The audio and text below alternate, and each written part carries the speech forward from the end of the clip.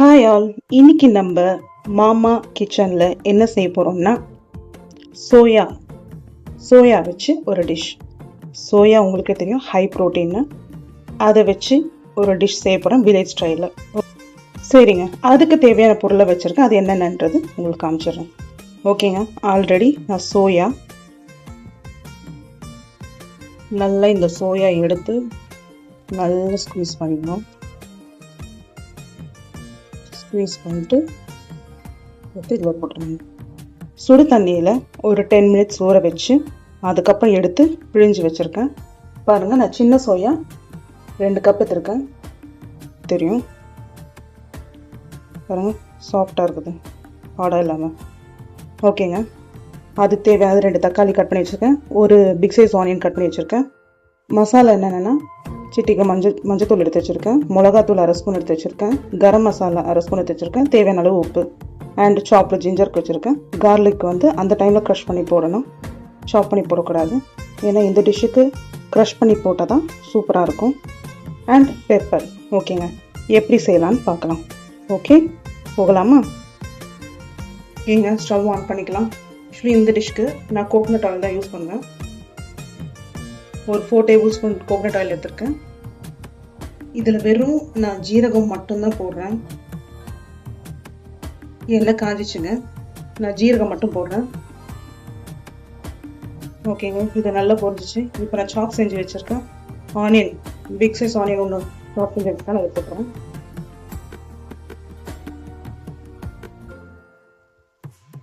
இப்போ நான் garlic crush பண்ணிக்கிறேன்.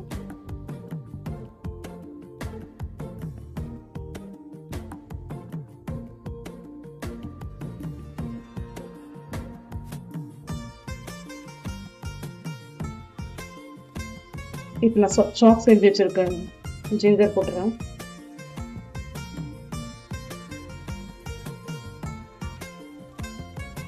அது வில்லேஜ் ஸ்டைல் வாசனை கும்முன்னு தூக்குதுங்க. அந்த தேங்காய் எண்ணெயில் வெங்காயம் இஞ்சி பூண்டு வதக்கும் போது ஒரு ஸ்மெல் வரும் பாருங்க, மேஜிக். யாருக்கும் இந்த ஸ்மெல் பிடிக்கும்னு சொல்லுங்க.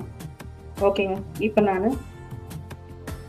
3/4 டீஸ்பூன் மஞ்சள் போட்டுக்கிறேன்.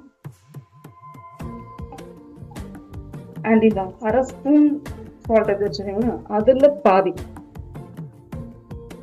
ஃபஸ்ட்டு, ஏன்னா வெங்காயம் வதக்கிறதுக்கு ஃபுல் சால்ட் போட்டுறக்கூடாது.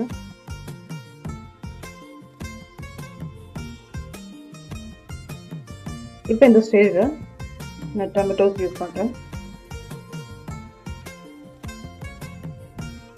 எப்பயுமே டொமேட்டோக்கு அப்புறமா தான் நம்ம சில்லி பவுடர் அதெல்லாம் யூஸ் பண்ணணும், தனியாத்தூள். அப்போ தான் தக்காளி எல்லாம் நல்லா ஸ்மாஷ் ஆகும். இந்த டொமேட்டோ போட்டு நல்லா கிளறிட்டு இப்போ நான் 1/2 டீஸ்பூன் மிளகாத்தூள் பேசுவேன் இல்லைங்களா, அதை போட்டு கொஞ்சம் ஃப்ரெஷ் கறி லீஃப் போடுறேன்.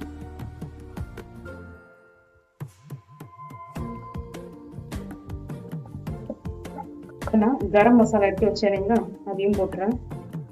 ஒரு 1/2 கிளாஸ் தண்ணி மட்டும் ஊற்றுறேன்.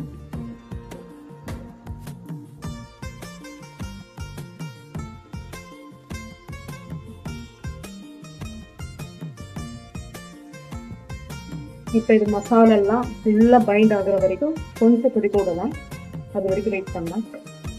சரிங்க, இப்போ மசாலா நல்லா பிளெண்ட் ஆயிடுச்சு. இப்போ அந்த டைமில் நான் அந்த ஊற வச்சு வச்சுருக்க சோயாவை இதில் போட்டுறேன்.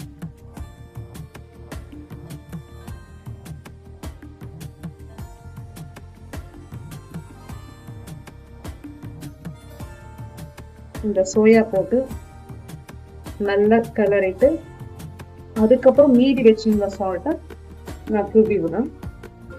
இதுதான் கரெக்டான டைம். சால்ட் போட்டுட்டேன். போட்டுட்டு பெப்பர் கொஞ்சம்,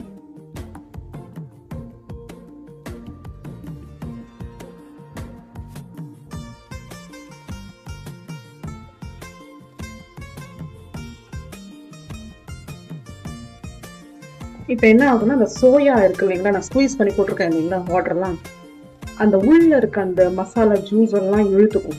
பார்த்தீங்கன்னா நல்லா உங்களுக்கே புரியும். ஃபுல்லாக அப்சர்வ் பண்ணிச்சு பார்த்தீங்களா? அப்சர்வ் பண்ணிட்டு அந்த ஸ்டேஜுக்கு அப்புறம் க்ரீம் இருந்தால் ஓகே, க்ரீம் இல்லாதவங்க பால் கூட யூஸ் பண்ணலாம். ஸோ நான் இன்னைக்கு பால் தான் யூஸ் பண்ணுறேன். காய்ச்சின பால், ஆறின பால் நான் யூஸ் பண்ணுறேன். இதை அப்படியே ஊற்றிட்டு ஒரு 5 minutes அப்படியே பாயில் பண்ண. ஓகேங்க, நான் லிட்டு போட்டு க்ளோஸ் பண்ணிட்டேன். அவ்வளோதாங்க, ஆயிடுச்சு. இப்போ நான் ப்ரெசன்டேஷன் பண்ணி காட்டுறேன். Okay, ready. செம்ம டேஸ்ட்டாக இருக்குங்க. சும்மா ஒரு ஸ்பூன் சாப்பிட்டு பார்த்தேன், சான்ஸே இல்லை.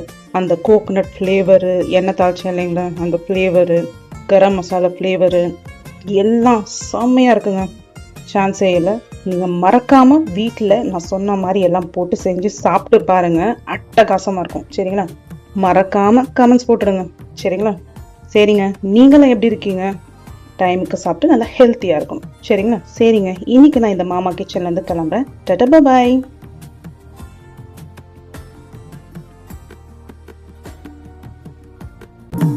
பண்ணுறதுக்கு முன்னாடி இன்னொரு டாப்பிங் வந்து வறுத்த எள்ளு, வெள்ளை எள்ளும் ஸ்ப்ரிங் ஆனியன் போட்டு கொடுத்தீங்கன்னா அட்டகாசமாக இருக்குங்க. அந்த ஹீட்டுக்கு அது பாயில் ஆகி வர ஒரு ஆரோமா பார்த்தீங்கன்னா செம்மையாக இருக்கும்.